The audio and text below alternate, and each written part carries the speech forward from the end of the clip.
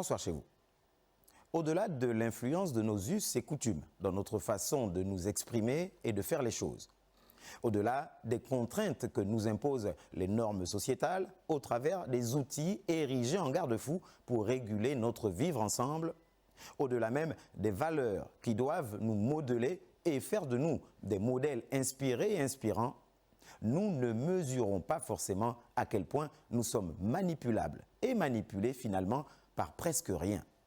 Faibles face à quelque chose ou quelqu'un qui, in fine, ne représente personne en particulier, mais tout le monde à la fois.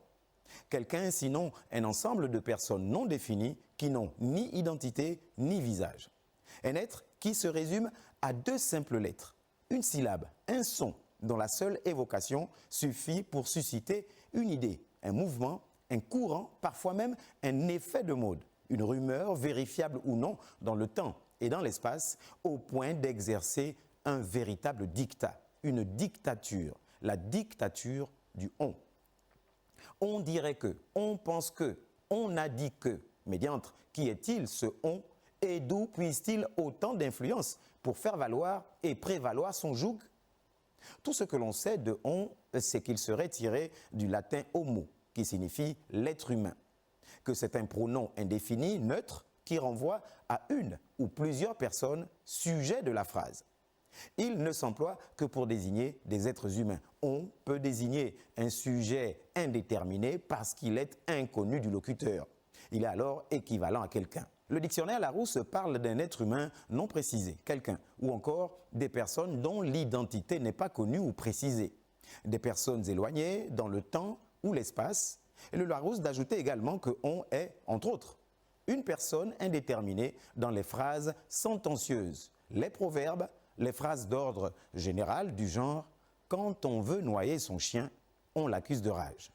Seulement voilà, on ne se contente plus, ou pas seulement, de faire courir le bruit selon lequel son chien serait enragé, on a désormais droit de citer et impose son dictat dans tous les volets social, culturel, économique et surtout politique.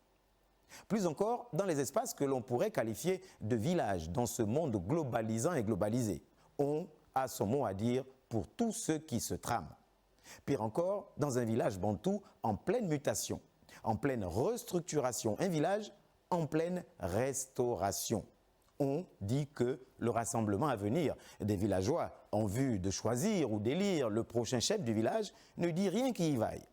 On ne comprend pas pourquoi autant de précipitation et d'engouement pour inviter les villageoises et villageois en âge de se prononcer à se faire identifier le plus tôt possible auprès de l'instance de la cour chargée de veiller au bon déroulement de cette opération. Du coup, à défaut de ce qu'on pensait, à savoir que les restaurateurs ne tiendraient pas les délais du chronogramme fixés par eux-mêmes du fait que l'appétit viendrait en mangeant, on dit désormais que l'élection du prochain monarque pourrait se tenir avant la date butoir. Mais là aussi, on a encore à redire. Car on s'interroge déjà sur la couleur des dessous de cette possible anticipation. De même, on spécule sur les différentes candidatures, en tête desquelles le chef du village sortant. Que du fait de son arrivée accidentelle ou obligée, il aurait à cœur, selon on, de tester sa popularité au cours d'un plébiscite en bonne et due forme. Oui, parce qu'on ne comprend pas la cote de ce dernier auprès d'une grande partie de ses sujets, mais surtout au-delà du village, malgré un contexte des plus troublants, sinon problématiques. Mais pourquoi s'arrêter en si bon chemin? On pense, ou plutôt on sait déjà, que pour que ceux qui se préparent dans le village se passent pour le mieux, tout au moins pour celui qui prend le risque de remettre sa couronne en jeu, il faut un renouvellement au sein de la cour.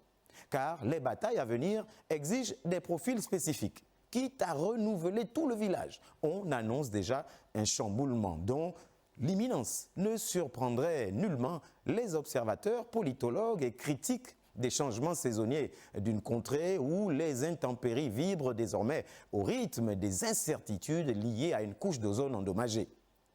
Mais qu'à cela ne tienne, la vie suit son cours dans le village avec ses hauts et ses bas. Entre nos us et coutumes, la socialisation à travers les instruments en charge de la régulation de notre vivre ensemble, il faut néanmoins tenir compte d'une évidence.